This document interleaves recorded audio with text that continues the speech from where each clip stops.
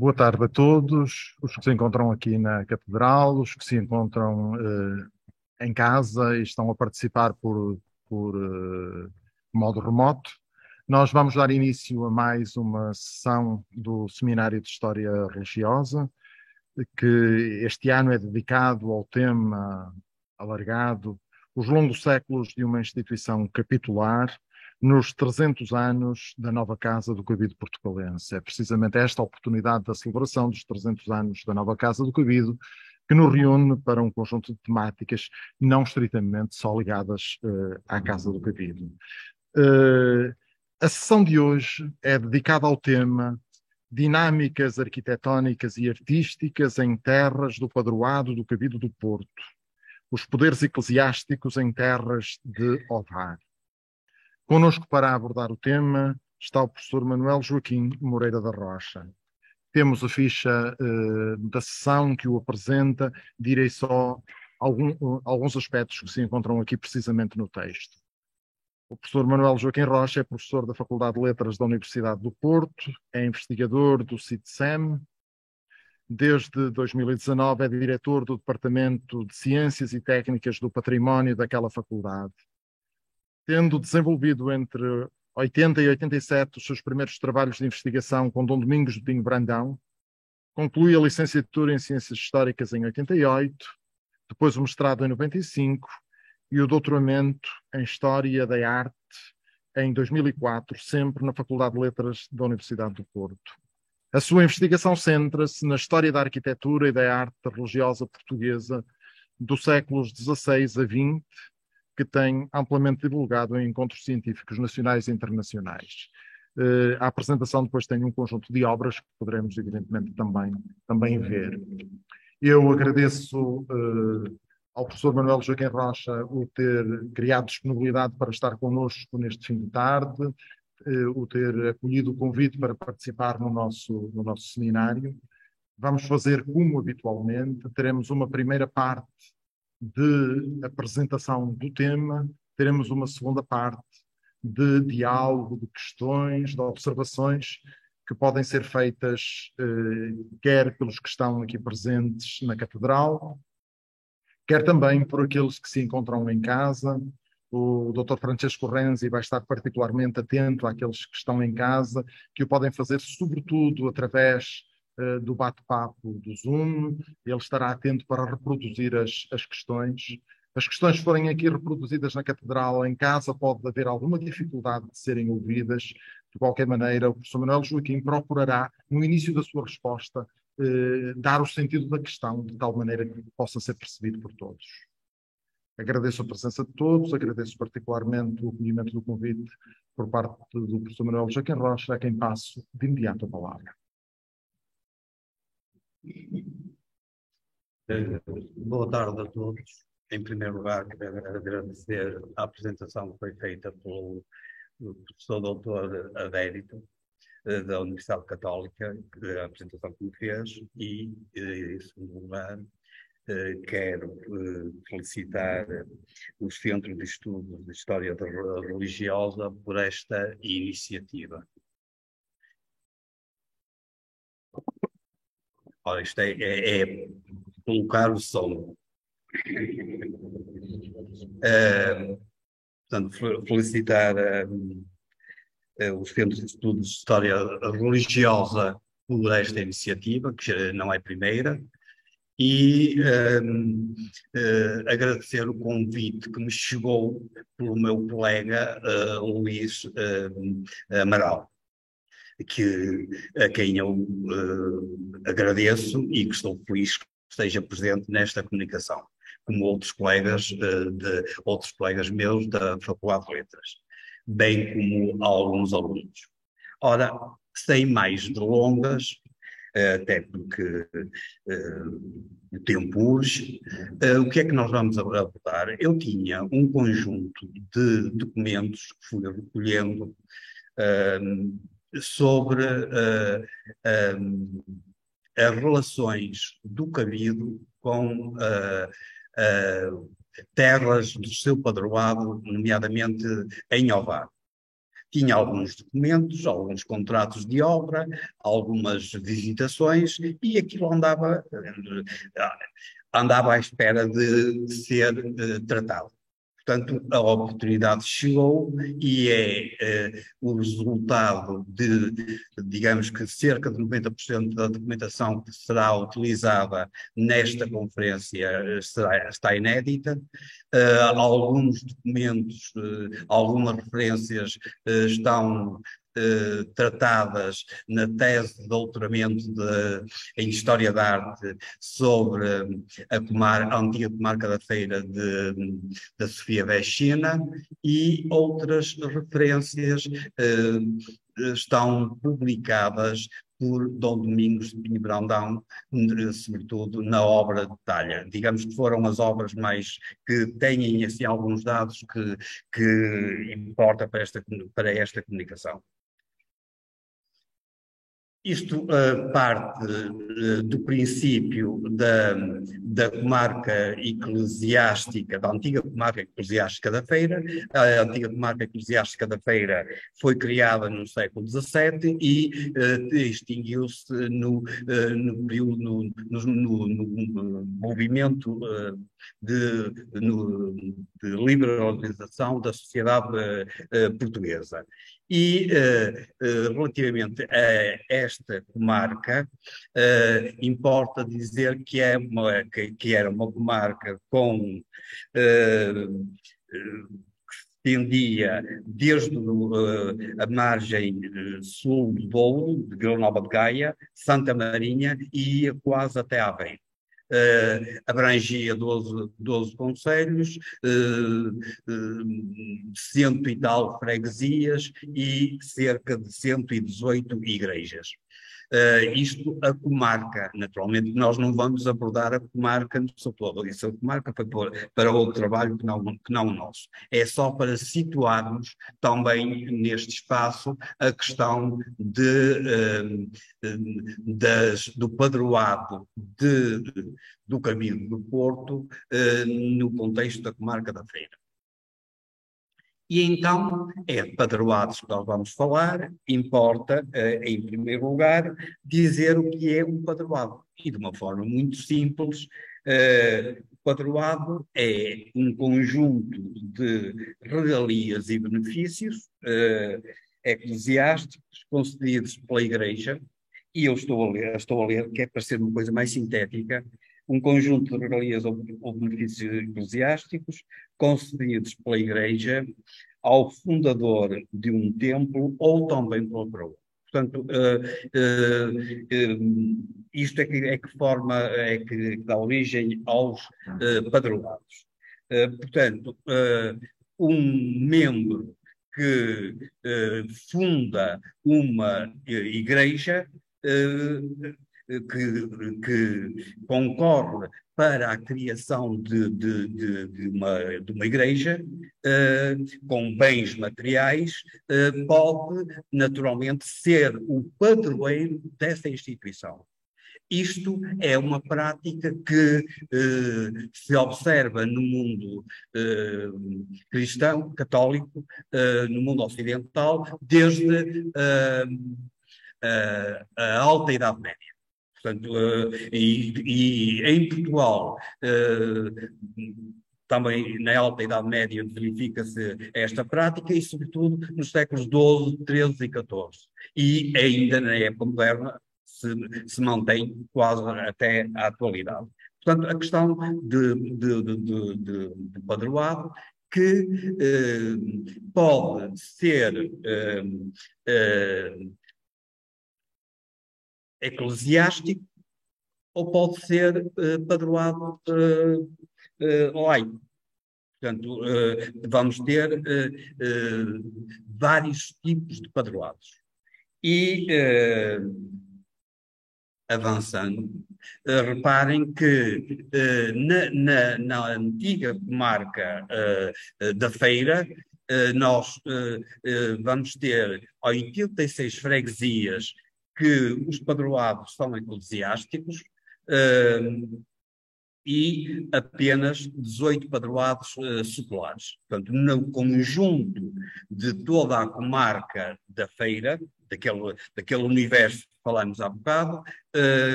temos esta divisão, tendo em conta que os condes da Feira foram os principais patronos que detinham 12 paróquias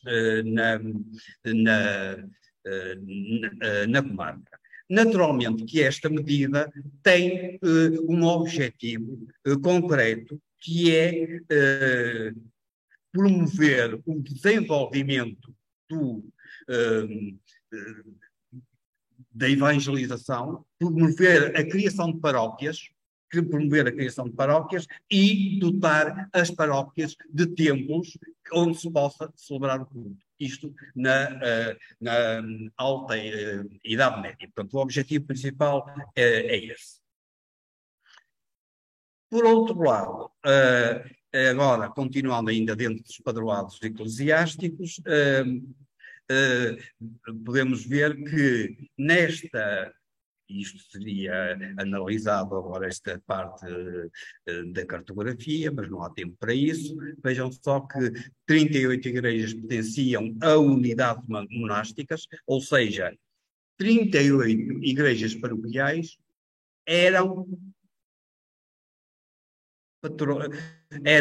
os mosteiros eram o seu patrono. Isto significa que os mosteiros tinham responsabilidade nas paróquias, mas, por outro lado, as paróquias também tinham obrigações com o patrono. 26 eram comendas de ordens militares, que é a mancha amarela, e 22 eram ligadas a entidades da sede de Porto, nomeadamente ao bispo e ao cabildo. E isso, iremos ver essa realidade das terras de Ovar. Portanto, temos agora aqui todo o conjunto, a identificação de todos os padroados, de ordens religiosas, padroados de ordens militares, padroados da Ordem de Cristo, etc, etc, etc. E passamos para o outro ponto, que é aqui que nós queremos chegar. Exatamente os padroados do Cabildo da sede do Porto na antiga comarca da Feira. E as paróquias ou as igrejas que pertenciam ao padroado era a Igreja de Ovar, a Igreja de Santa Marinha, as terras de Santa Marinha aqui em Gaia, Valga também no concelho de Ovar, Olival em Gaia e Costuma também em Gaia. Portanto, eram estas da antiga comarca da Feira, eram estas as igrejas que pertenciam, que faziam parte do padroado do Cabildo.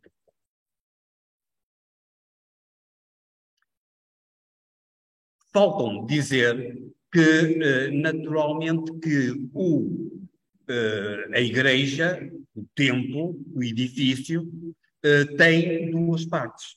Uma parte é da responsabilidade do patrono, do patrono, que é a Capela-Mor, e ele é que é responsável pelos equipamentos e pelos objetos da Capela-Mor, é também responsável pela nomeação do pároco, e, em contrapartida, os fregueses são genericamente responsáveis pelo corpo da igreja. Portanto, isto genericamente. Portanto, esta separação é válida para os padroados de forma geral, não é só para Ovar. Agora, entremos então nos padroados do Cabildo do Porto que se situavam em Ovar. E aqui nós vamos fazer uma viagem de entender, sobretudo a partir do património religioso, no contexto de outro património civil, entender o papel que o cabido, de forma direta ou indireta, teve nestas duas regiões. E iremos olhar sempre que possível com imagens, algumas imagens antigas, outras imagens recentes, e depois faremos o nosso olhar nos artistas para fazermos ver de onde é que, afinal, de onde vinham os artistas que construíram o património que está nestas mandado fazer pelo Cabildo. Portanto, estamos em São Cristóvão de Ovar, uma fotografia antiga e, curiosamente, podem-me dizer isto interessa ao Cabido, não foi o Cabido que mandou fazer esta obra, isto é o Porto de Ovar, uma obra do século XVII, mas uma obra pública e esta imagem vem só para dizer que, efetivamente, a Riga de Aveiro chega até ao mar. E eu, ao falar da Riga de Aveiro, quero salientar que a zona de Valga e de Ovar são zonas altamente produtivas. Portanto, ainda inseridas no contexto da Ria de Aveiro, são altamente produtivas. Mas também me importa falar desta obra pública do século XVII, porque iremos ver que o responsável desta obra também tem uma origem que se prende aqui com a nossa cidade. Mais algumas imagens do Cais da Ribeira, de Ovar, e chegamos à igreja matriz de Ovar, que era insólito, igreja que pertence da administração do Cabildo do Porto. Naturalmente que esta fachada, não vou falar desta fachada, que já é mais tardia, já século XIX, mas olhemos, a igreja era um edifício, era e é, um edifício de 3 naves, século XVI, e é considerada uma das igrejas mais importantes, era considerada uma das igrejas mais importantes na comarca da Feira, juntamente com Santa Maria. Portanto, uma igreja de 3 naves, seguindo ainda a tradição medieval, mas já com uma linguagem moderna, já com uma linguagem da arquitetura do Renascimento, a arco-volta perfeita, quer dizer, toda esta linguagem arquitetónica já é linguagem que não tem a ver com as formas medievais, mas com as formas da época moderna. A Capela Mor, que foi construída na altura, depois no século XVII é construída uma nova Capela Mor, e no século XVIII, na segunda metade do século XVIII, uma nova Capela Mor, que é esta que estamos a ver. Este retábulo que lá está, que não se conhece o autor, naturalmente que esta Capela Mor é da responsabilidade do Cabildo do Porto. Todos os contratos notariais dizem expressamente no cabeçalho: o Cabildo fez-se representar por um cônego, tal. Portanto, todos os contratos fazem essa relação direta com a intervenção do membro do Cabildo do Porto. E estou a dizer isto porque noutros padroados não é assim. Portanto, o Cabildo,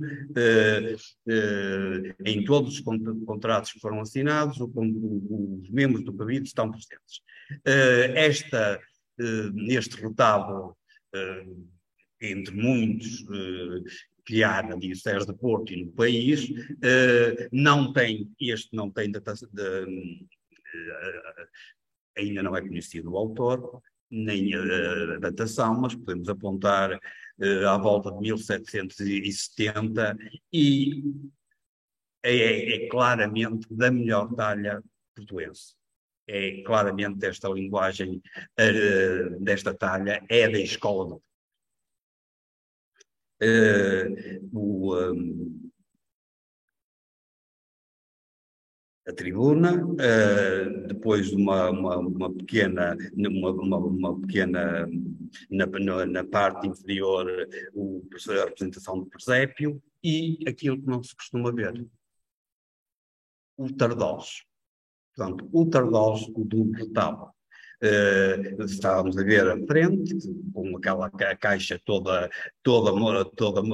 montada e trabalhada com formas não só decorativas, mas também arquitetónicas, e depois o tardós com uma estrutura de madeira que vai explorar e segurar aquela máquina. O mesmo se passa neste retábulo que temos aqui. Este retábulo, o retábulo da Sé do Porto, é um retábulo imponente, a estrutura de madeira que o suporta foi de tal maneira, de tal forma arrojada, que foi preciso vir um arquiteto de Lisboa para resolver o problema de escoramento do retábulo. Porque não é só pô-lo, é preciso que ele fique sólido. Portanto, isto é a parte de madeira que em Ovar está a segurar brutal. Isto é só um elemento de curiosidade, mais nada. Depois, a Capela Mor, que já vimos, é do padroeiro, é um cabido, mas vimos a qualidade dos objetos que estão na Capela Mor. E a intervenção do cabido ao levar determinados artistas do Porto para as terras de Ovar vai influenciar as outras instituições locais, nomeadamente confrarias e irmandades. Portanto, de forma indireta, o cabido do Porto, ao ser o padroeiro em terras de Ovar, vai depois incutir uma qualidade artística noutros equipamentos de outras instituições, nomeadamente na Capela dos Passos, ou melhor, nas várias capelas de espaços que se pontuam a cidade de Ovar. O primeiro passo situa-se dentro da igreja e com uma talha feita por um artista que iremos falar a seguir, mas com uma talha que se insere nos anos 30, 1730. O primeiro passo dentro da igreja, com as respectivas representações iconográficas, tanto em escultura como em relevo, ligadas ao ciclo da paixão, e depois temos, isto seria uma montagem, se o PowerPoint estivesse adaptado ao computador, isto entraria por fases, mas o que é que temos aqui? Assinalado o percurso dos passos na Vila de Ovar. Portanto, sai da igreja, percorre todo o centro histórico e ao longo deste percurso são construídas várias capelas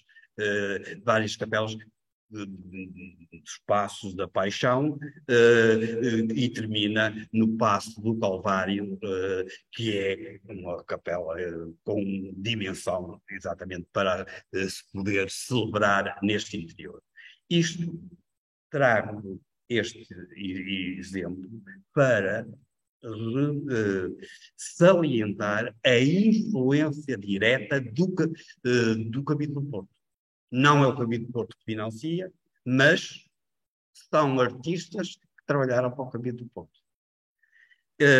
A questão dos passos em Ovar é uma cerimónia que ainda hoje tem muito peso, teve sempre e ainda hoje continua. Vamos ver agora um conjunto só de imagens antigas. Que nos dão conta, um conjunto de imagens antigas que nos dão conta de fotografias que nos dão conta deste ritual da Semana Santa. Agora, mudamos um pouco de assunto. De assunto, continuamos a falar do mesmo, mas o que temos aqui nesta imagem é, ao fundo, a igreja de São Cristóvão de Ovar, e do lado do meu lado direito, do lado direito, temos a casa, o celeiro do Cabido, que foi mandado fazer, pelo Cabido. Para quê? Eu falei há bocado que as terras eram férteis. As terras de Ovar eram extremamente férteis, ainda hoje são. E, naturalmente, que os foreiros pagavam os dízimos ao Cabido. Pagavam o quê? Em géneros.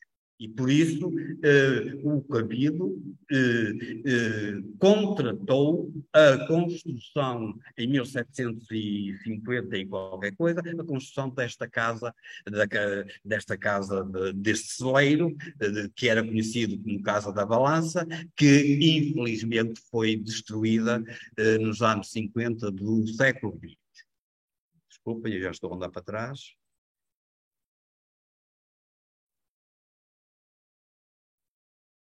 Portanto, foi destruída nos anos 50, resta esta roda que encimava a porta de acesso à Casa da Balança. No fundo, era um celeiro onde os foreiros iam e, de acordo com a quantidade de terras que tinham afetas, naturalmente tinham que pagar os dízimos ao Cabido. Posso adiantar já que de Valga e de Ovar o Cabido recebia 14 cruzados, o que é muito, no século XVIII. Portanto, o Cabido do Porto recebia de rendas anuais o equivalente a 14 cruzados. Avançando, o celeiro foi destruído por uma questão de renovação do centro histórico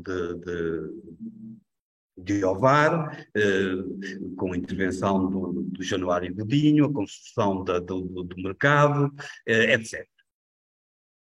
Reparem agora num outro ponto. Nós damos sempre um passo à frente, um outro passo atrás e também abrir algumas leituras laterais. Neste conjunto de fotografias, que entraria uma de cada vez, temos uma casa nova. No contexto de Ovar, é uma casa nova. Está numa das ruas principais, na rua direita. Por acaso, nesta rua situa-se um paço, mas reparem que esta casa, mesmo no centro, tem uma capela. Esta capela, de iniciativa particular, mas século XVIII, isso também traria uma imagem de cada vez, e reparem a relação desta arquitetura privada religiosa e a relação com as melhores fontes do objeto artístico, que é a tratadística. E eu olho para a Capela de São Lourenço e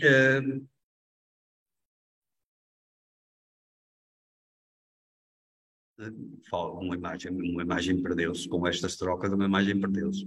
Mas reparem que falta uma imagem em que havia uma ligação muito mais direta entre os elementos formais que compõem a fachada da Capela de São Lourenço com o Tratado de Sèvres. Portanto, esta relação é muito direta, o que significa que, se nós tivermos em conta que estamos numa zona rural, naturalmente que esta influência chega via Cabildo do Porto. Agora, num outro momento, o tempo urge, deram 3/4 de hora, o tempo urge, vejamos as pessoas, os artistas, que é aqui que nós também queremos chegar.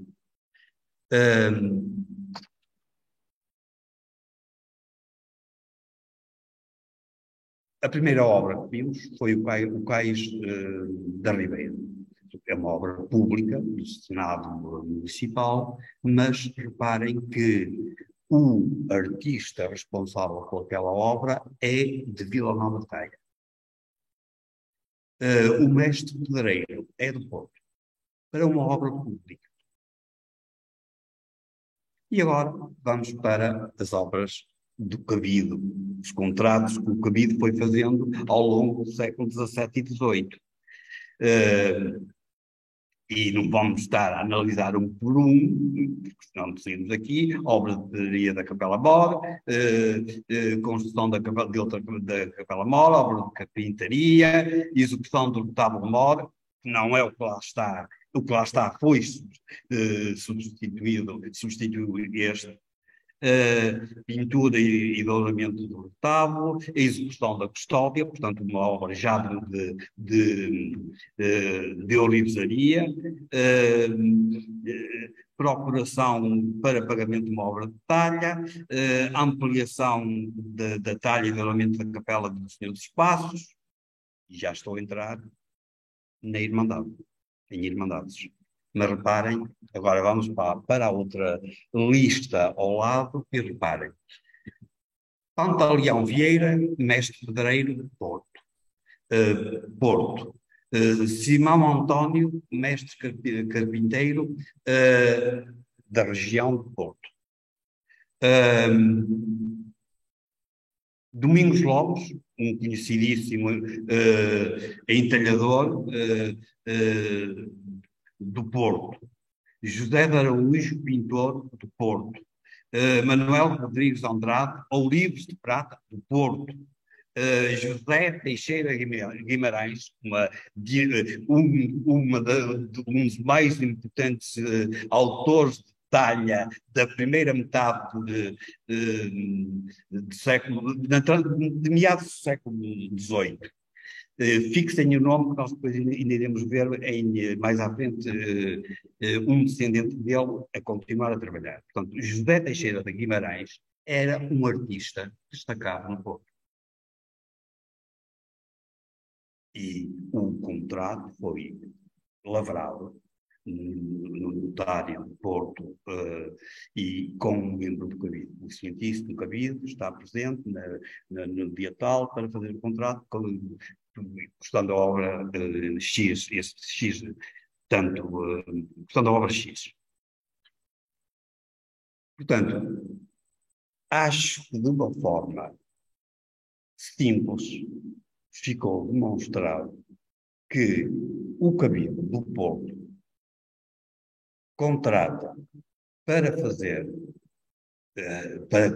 para cumprir as suas obrigações com a manutenção da igreja, do seu patroado, artistas de renome da cidade de Porto.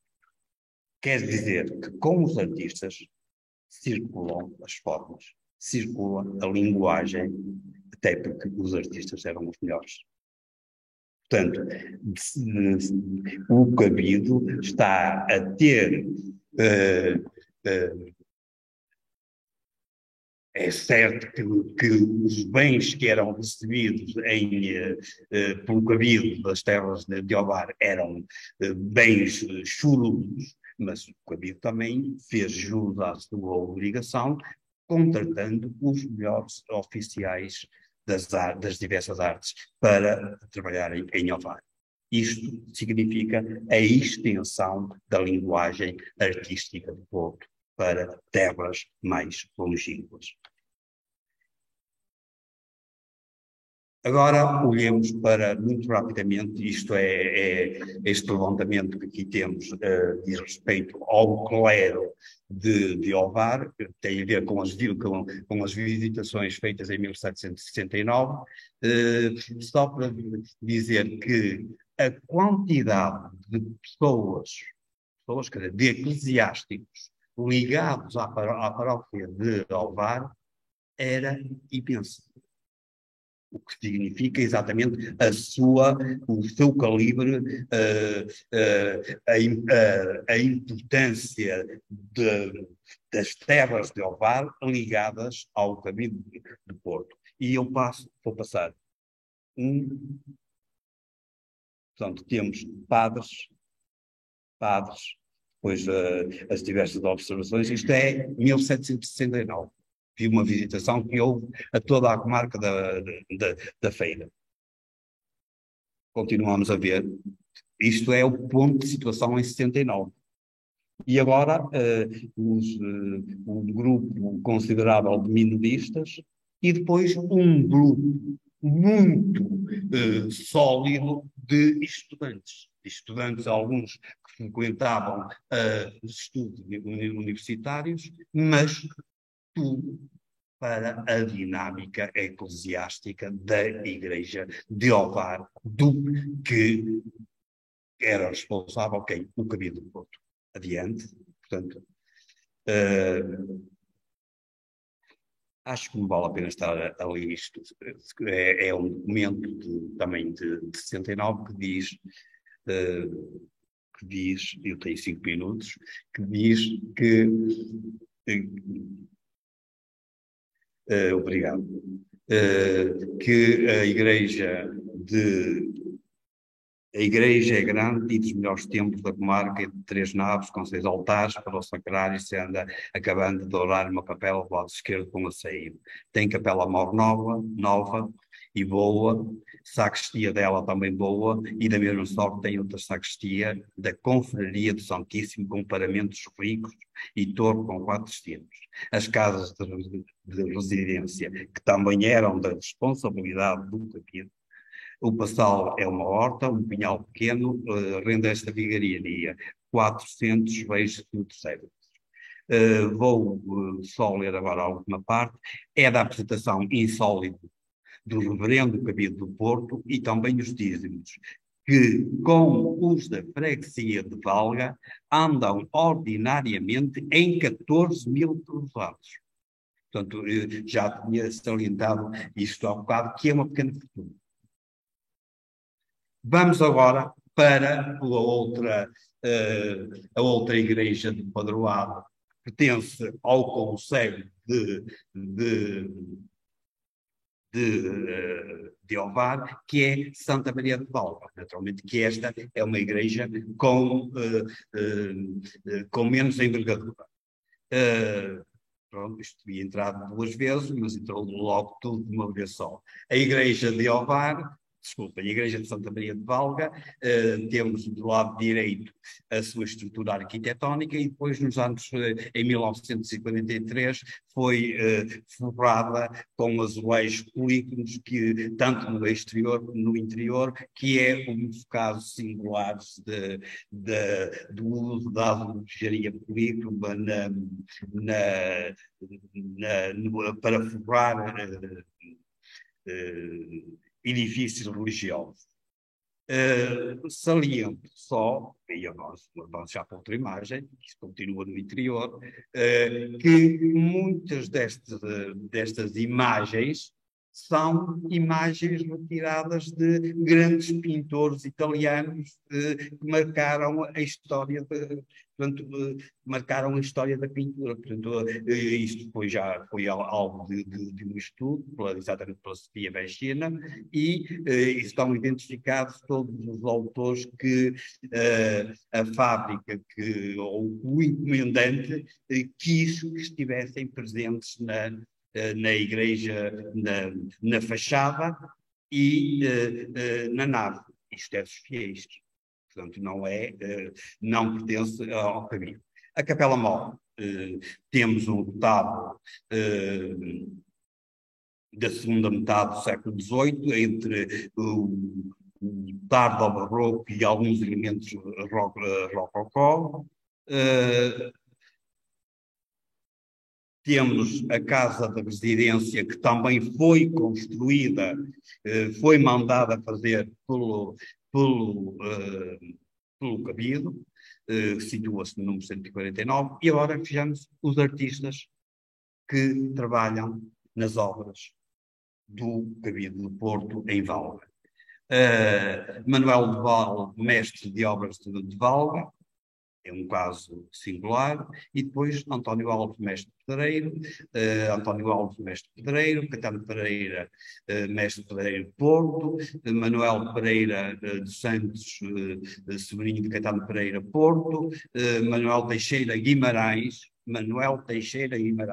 que era filho do outro que vimos há bocado, a trabalhar em Ovar, mestre integrador do Porto, José Rodrigues do Porto. Portanto, acho que com isto, penso que aqui é o último, sim, é o último dentro dos artistas.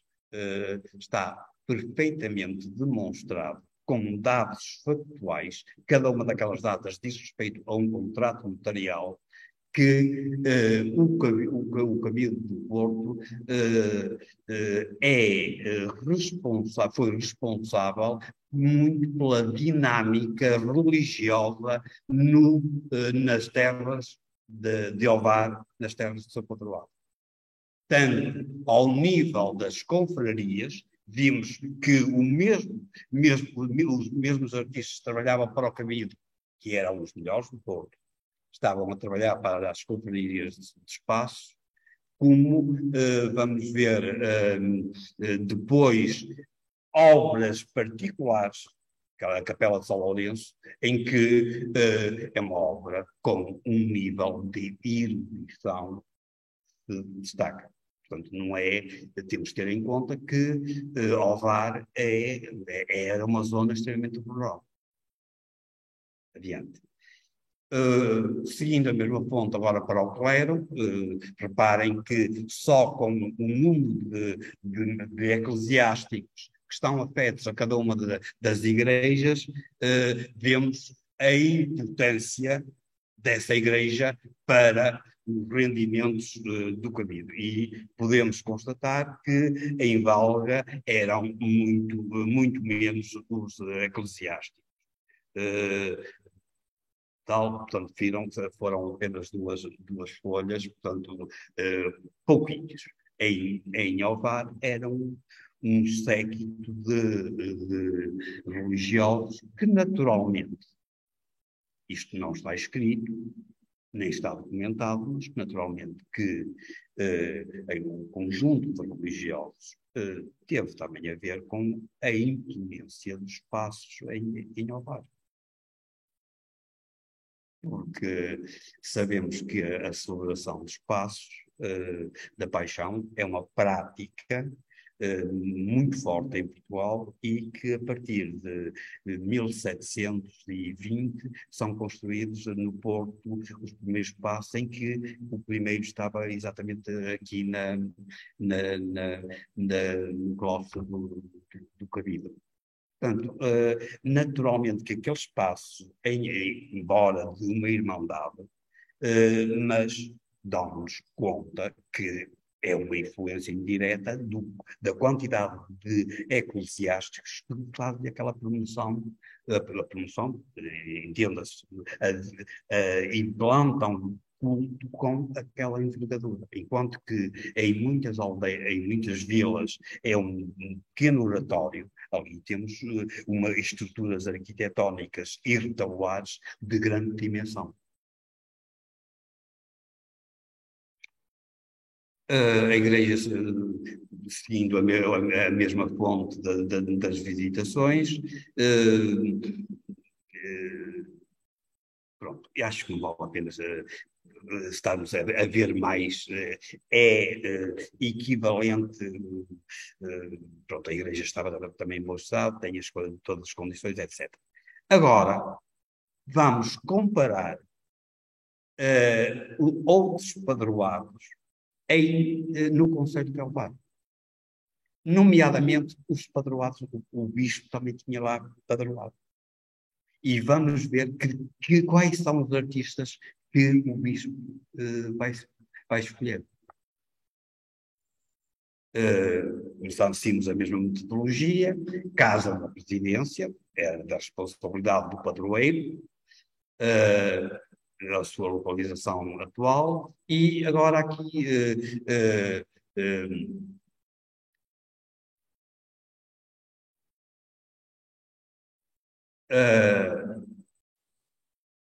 a obra de pedraria da Casa da Residência que foi mandada fazer pelo Bispo do Porto, o mestre pedreiro é de Nogueira da Regedoura da Feira.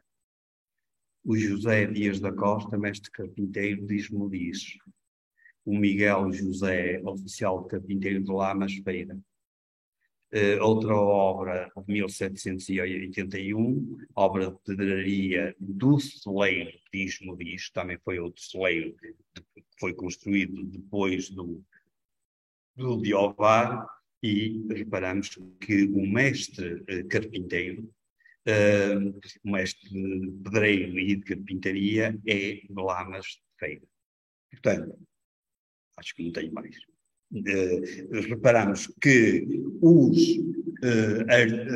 os construtores selecionados pelo bispo eram muito mais da responsabilidade do pároco do que propriamente uma intervenção direta do bispo do Porto. Enquanto que no cabido há uma intervenção direta no contrato, aqui não. Os contratos, alguns destes contratos são realizados em Coimbra. Portanto, é mais o pároco que toma a iniciativa, enquanto que nas terras em que era patrono o cabido está à frente de uma forma direta. Ainda outras obras, outros padroados em Ovar. Isto é só para servir de comparação. Temos a Igreja de São Vicente de Pereira, que pertencia ao padroado da Ordem de Cristo, temos também o padroado da Ordem de Malta, que era a Comenda de Rio de Mião, que envolvia três paróquias: a Igreja de São Tiago de Rio de Mião, São Martinho de Arada e a Igreja de São Pedro de Macedo. Todas estas obras têm um caráter muito mais plural, muito mais, embora aqui, quando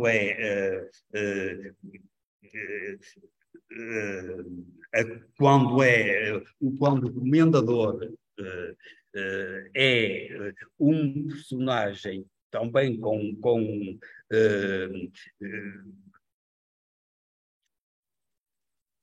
bens fortes, ele também vai saber escolher os artistas que quer salientar. E vejam aqui na Comenda de Rio Mião, que envolve Roças,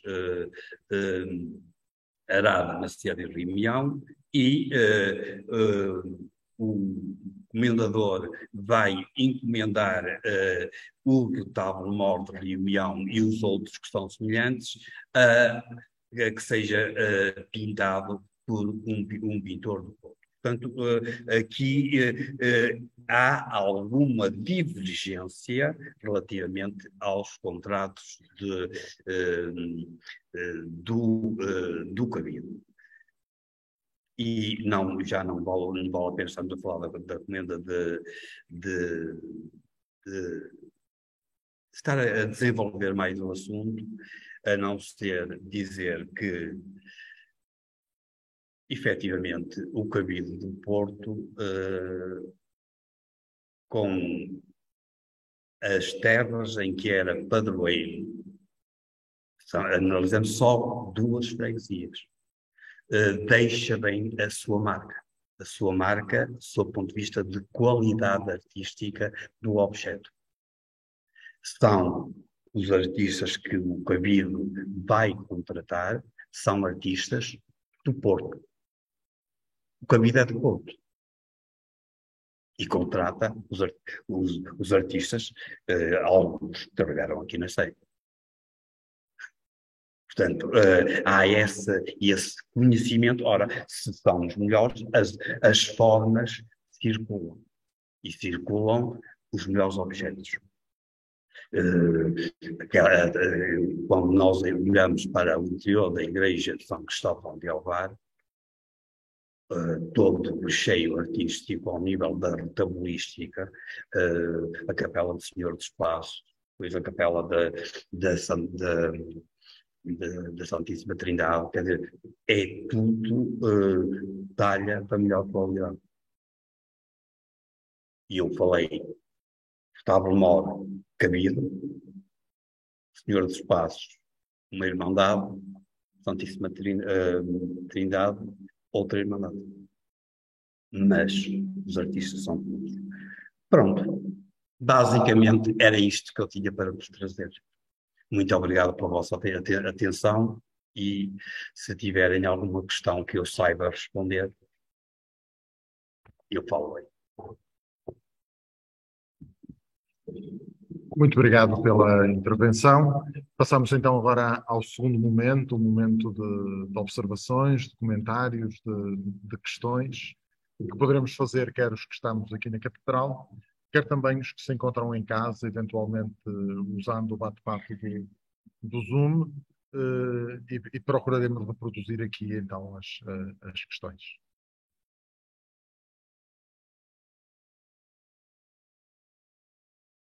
Então vamos poder concluir. Concluímos aqui a nossa sessão do Seminário de História Religiosa. Agradeço ao professor Manuel Joaquim Rocha o ter estado connosco nesta tarde e esta apresentação tão interessante.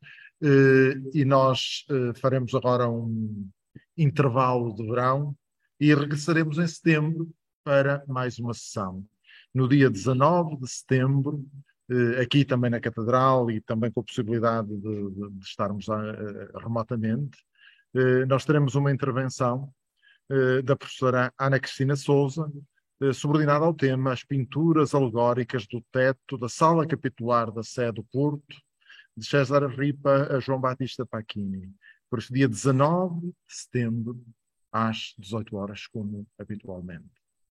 Muito obrigado a todos, bom descanso para aqueles que tiverem a oportunidade de o ter e encontrar-nos-emos eventualmente noutros momentos, mas também aqui em setembro para retomarmos o nosso seminário. Boa tarde.